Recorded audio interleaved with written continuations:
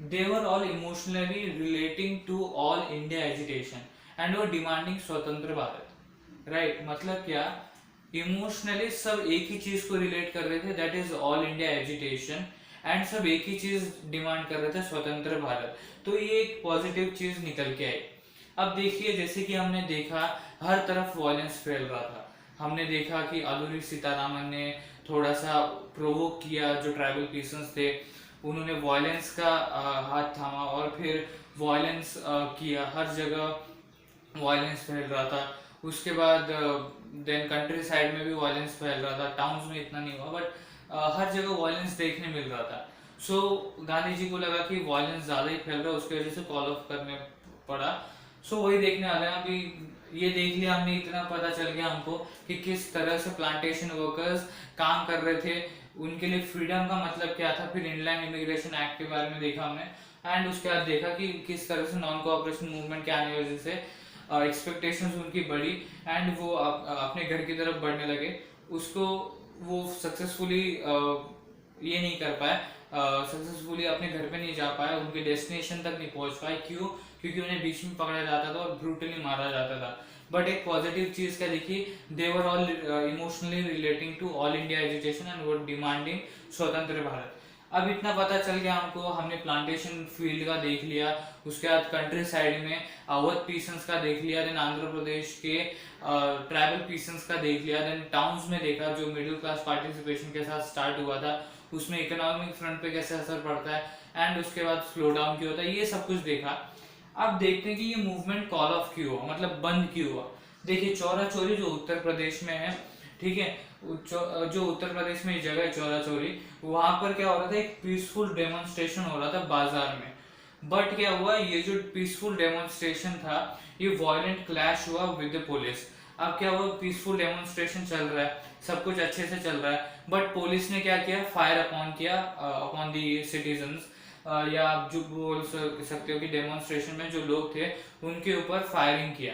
तो वायलेंस उनकी तरफ से स्टार्ट हुआ, तो ये भी प्रोवोक हो गए जो डेमोन्स्ट्रेशन में थे, और उन्होंने वायलेंट क्लैश किया विद द पुलिस। अब उसमें क्या हुआ, उन्होंने जो पुलिस स्टेशन था पूरा का पूरा वही जला दिया। राइट, जो पुलिस स्टेशन था वो पूरा का पूरा जला दिया, एंड उसकी वजह से क्या हुआ, वायलेंस बहुत फैला।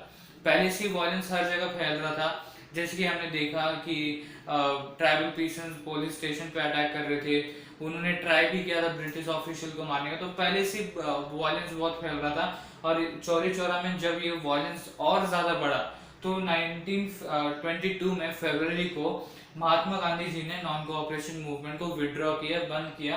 क्यों? क्योंकि उनको लगा कि ये मूवमेंट किसी ना किसी तरह से वायलेंट जा रहा है, और जो सत्याग्रही हैं उनको थोड़ा सा ट्रेन करना अभी भी बाकी है। क्यों? क्योंकि एक मास स्ट्रगल स्टार्ट होने वाला था आगे। उन्हें लगा कि मास स्ट्रगल स्टार्ट होगा तो उसमें वायलेंस नहीं होना चाहिए, नॉन वायलेंस के साथ हमको स्वतंत्रता चाहिए। तो उन्हें लगा कि जो सत्याग्रही है उन्हें अभी भी ट्रेन करने की जरूरत है, वायलेंस के थ्रू नहीं, नॉन वायलेंस के थ्रू जीतना, ये ट्रेन करना जरूरी है। तो क्या हुआ, finally non cooperation movement close down हो जाता है इन चौरी चौरा उत्तर प्रदेश इन 1922 फरवरी।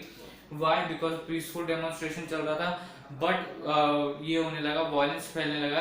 पहले वायलेंस हर जगह से आ रहा था जहां पर भी पार्टिसिपेशन हो रहा था, और यहाँ पर वायलेंस और भी बढ़ गया। तो महात्मा गांधी जी को लगा कि वायलेंस बहुत ज्यादा फैल रहा है, तो हमने ये मूवमेंट को बंद करना ही ठीक होगा, हमें ये मूवमेंट बंद करना ही होगा।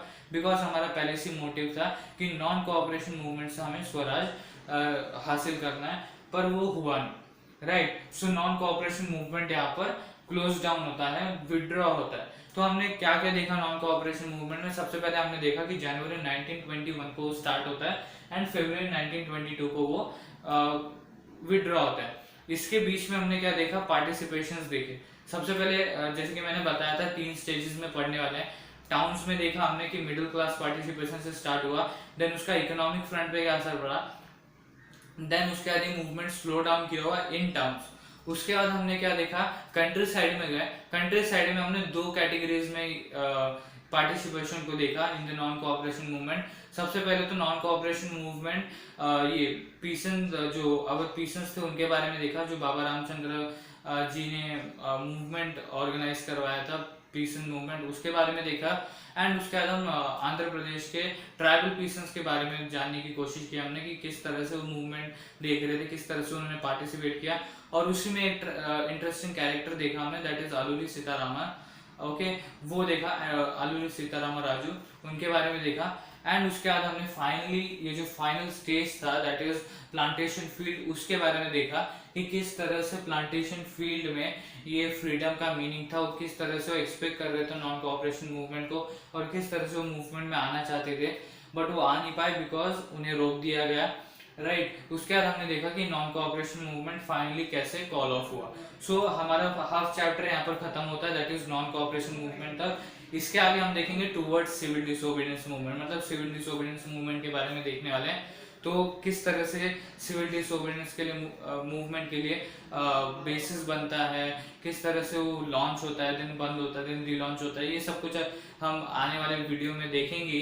तो इस वीडियो में इतना ही था फ्रेंड्स, जिसमें हमने नॉन कोऑपरेशन मूवमेंट को डिस्कस किया, that is in 3 stages, towns, then country side and then plantation field. इसके बाद आपको सिर्फ 3 चीजें करनी है, share and like my video and subscribe my channel Gyan classes, and thank you for watching this video friends.